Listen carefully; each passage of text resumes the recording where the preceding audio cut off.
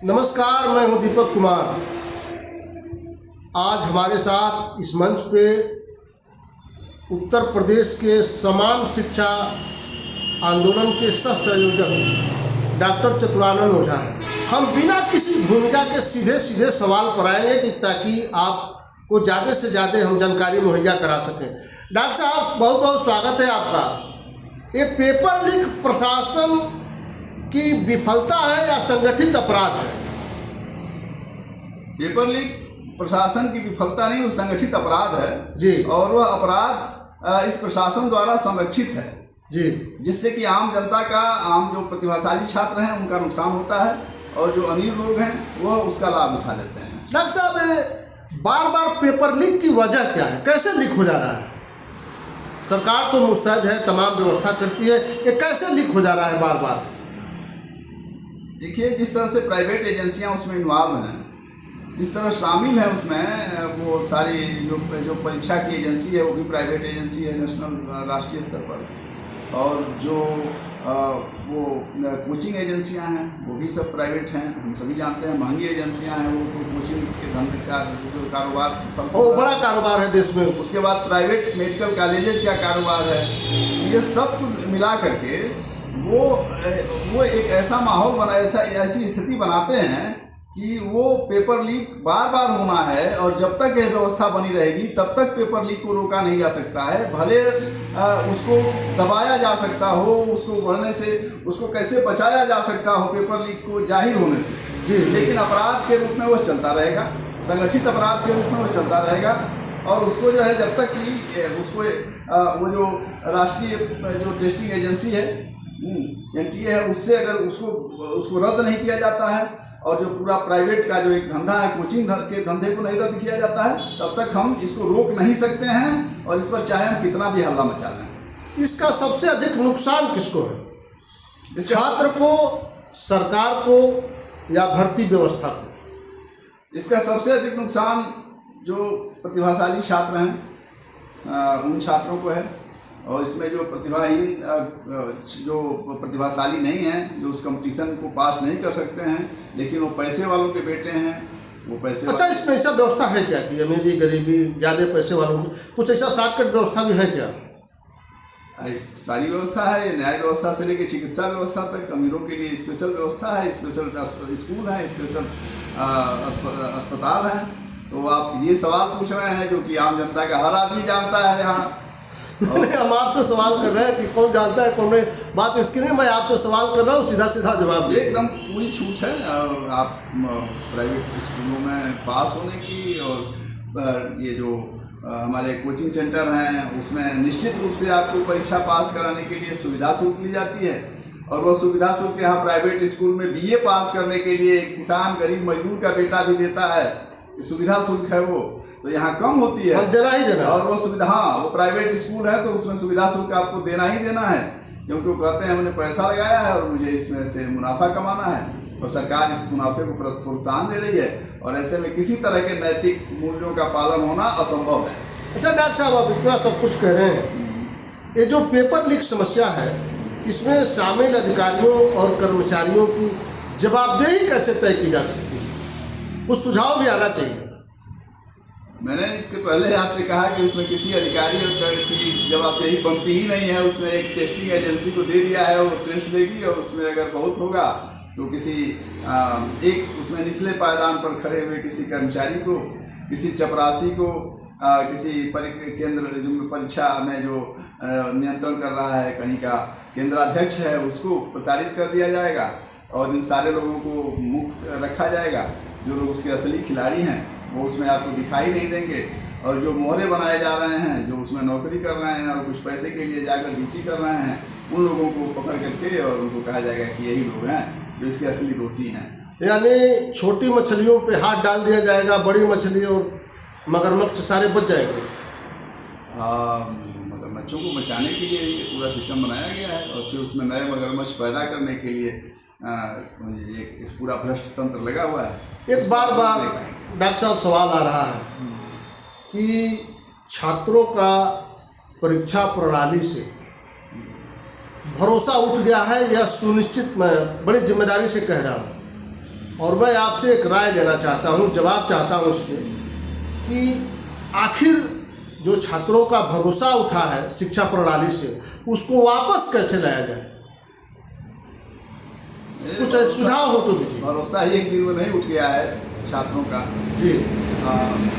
ये भरोसा पीढ़ियों से उठता चला आ रहा है लंबे समय से, और इस दौर में तो ये दिखाई दे रहा है जब से शिक्षा का निजीकरण हुआ है, जब से नई शिक्षा की दुकानें खुली हैं, ये इनके बात तो यह है कि भरोसा वो कायम कहाँ से होता है कि सब दिखाई दे रहा है कि सब वो पैसे से ही हो रहा है।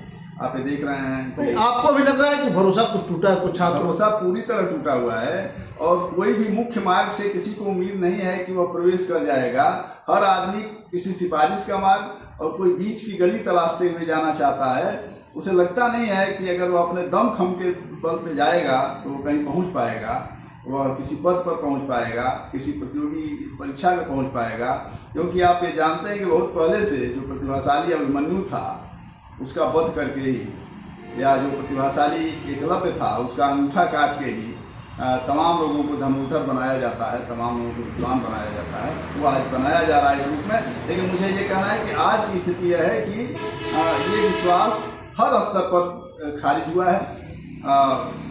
टॉप करने वाले आज स्कूली विश्वविद्यालयी शिक्षा में टॉप करने वाले प्राइवेट कॉलेज के वो छात्र हैं जिन प्राइवेट कॉलेज में अध्यापक ही नहीं है, पढ़ाई ही नहीं होती है हमारे गोरखपुर में। ये आप नई बात कह रहे हैं, तो ऐसा हुआ है क्या? ऐसा लगातार हो रहा है, इस वर्ष भी हुआ है।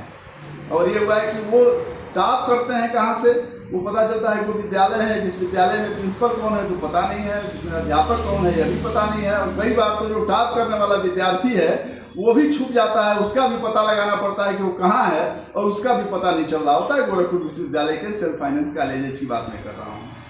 तो ये निचले पायदान से लेकर और ऊपर तक यह विश्वास टूटा है बड़े पैमाने पर। इस विश्वास को वापस लाने के लिए, क्योंकि छात्र जो है किसी भी देश का वो भविष्य है, इसमें कोई दो राय नहीं। अब हम उसके भविष्य को संवारने में, देश को संवारने में हमारी क्या भूमिका है?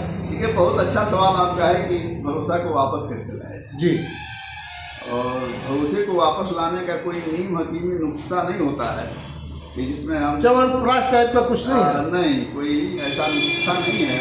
उसके लिए जिस तरह से पूरे शिक्षा व्यवस्था को एक नई शिक्षा नीति के तहत तबाह किया गया है और विद्वानों से उसको दूर किया गया है, वैज्ञानिक जो शिक्षकों के और जो शिक्षा शास्त्री हैं उनके सिफारिशों से उसको दूर किया गया है, उनके संरक्षण से उसको वंचित किया गया है, और कुछ ऐसे लोगों के जिम्मे उसको दे दिया गया है जो शिक्षा के क्षेत्र के कहीं से भी शिक्षा के क्षेत्र में कुछ करने की स्थिति में नहीं है। वो लोकतांत्रिक नहीं है शिक्षा प्रणाली आज की। वो संविधान ये जो है ये जो नई शिक्षा नीति आई है, राष्ट्रीय शिक्षा नीति, यह संसद से पास नहीं हुई। इसको पास किया गया, इसको अध्यादेश के जरिए लाया गया कोरोना काल का लाभ लेते हुए, और इसने निजी शिक्षा को बढ़ावा दिया है बड़े पैमाने पर। सरकारी शिक्षा को ख़त्म करने की दिशा में प्रयासरत है ये पूरी तरह से। और इसने कहा है कि जो एक्सपर्ट नहीं है शिक्षा के वो लोग भी शिक्षा में शामिल हो जाएंगे, वो जाके वो पढ़ा सकते हैं स्वैच्छिक रूप से, और तमाम इस तरह के निर्णय लिए हैं जिस निर्णय को कतई स्वीकार नहीं किया जा सकता है। इस पूरे शिक्षा प्रणाली को बदल करके समान और पड़ोसी स्कूल की निःशुल्क सरकारी शिक्षा व्यवस्था अगर हम नहीं लागू करते हैं, जैसा कि सारे विकसित देशों में है, अमेरिका में है, जर्मनी में है, जापान में है, चीन में है, रूस में है, ये सारे अंग्रेजी मीडियम पढ़ाई तो यहाँ होती है, लेकिन अंग्रेजी मीडियम जो शिक्षा प्रणाली है वो यहाँ नहीं स्थापित है। अच्छा, वो नहीं है। और वाली बात वो है, सब प्राइवेट स्कूल चलते हैं, लेकिन वहाँ ये नहीं बताते हैं कि वहाँ समान और पड़ोसी स्कूल की शिक्षा व्यवस्था है, और जो आप अंग्रेजी में यहाँ पढ़ाई करा रहे हैं वो वहाँ की मातृभाषा है, और सारे विकसित देश मातृभाषा में शिक्षा देते हैं। तो ये प्रणाली, ये नहीं मैं कह रहा हूँ जो समाजवादी शिक्षा प्रणाली रही है, मैं कह रहा हूँ ये विकसित देशों की जो पूंजीवादी शिक्षा प्रणाली है, जो वहाँ के नागरिकों ने अपने समाज को, अपने बच्चों को और अपने उन्नत करने के लिए बनाया है, उस प्रणाली को भी अगर आप यहाँ अपनाते हैं कि सबके बच्चों को एक तरह की शिक्षा व्यवस्था देते हैं, तभी वह भरोसा वापस लौटेगा, तभी उसमें सुधार होगा। समान और पड़ोसी स्कूल की निःशुल्क और मातृभाषा में पूरी शिक्षा दी जानी चाहिए, सरकारी शिक्षा होनी चाहिए, और निजी शिक्षा व्यवस्था नहीं होनी चाहिए। मैं आपको बस एक छोटी सी बात बता दूं कि जो कोठारी आयोग की रिपोर्ट आई थी 66-67 में, शिक्षा नीति जो लागू हुई थी उसमें उस कोठारी आयोग की रिपोर्ट में कहा गया था कि कोई एक प्राइवेट स्कूल भी देश के लोकतंत्र के लिए खतरा होता है, और यहाँ तो सब कुछ प्राइवेट, यहाँ तो सब कुछ प्राइवेट। तो फिर लोकतंत्र, इसीलिए लोकतंत्र खत्म भी हो गया है, शिक्षा व्यवस्था से भी खत्म हो गया और समाज से भी खत्म होता दिखाई दे रहा है। डॉक्टर साहब एक आखिरी सवाल, शायद ये आप लोगों के सवाल या सुझाव सरकार की कानों तक गया और उन्होंने अपना शिक्षा मंत्री बदल दिया, तो जो नए शिक्षा मंत्री हैं भारत के, प्रहलाद जोशी, तो उनसे क्या कुछ सुधार की उम्मीद दिख रही है आपको? अब तो कुछ नया होने वाला है। देखिए, शिक्षा मंत्री बदला गया तो भाई वो कहते थे हम नहीं बदलते हैं, और छात्रों ने और देश की जनता का बदलवा दिया, तो अलग बदलवा दिया, तो बस बदलवा दिया। कुछ बदलाव होगा कि नहीं, मैं जानना चाह रहा हूं। बदला दिया, शिक्षा मंत्री को इस्तीफा देने पे मजबूर कर दिया गया, ये एक बड़ी सफलता है। लेकिन कोई शिक्षा मंत्री आएगा और कोई सुधार कर पाएगा ऐसा असंभव है, क्योंकि शिक्षा मंत्री अब इस देश में सुधार नहीं करते हैं। एक विभाग जो होता है उस विभाग का मंत्री उसके प्रति जवाबदेह नहीं होता है, उस विभाग में कोई संकट आता है तो कोई दूसरा मंत्री उसके बारे में बोलता है।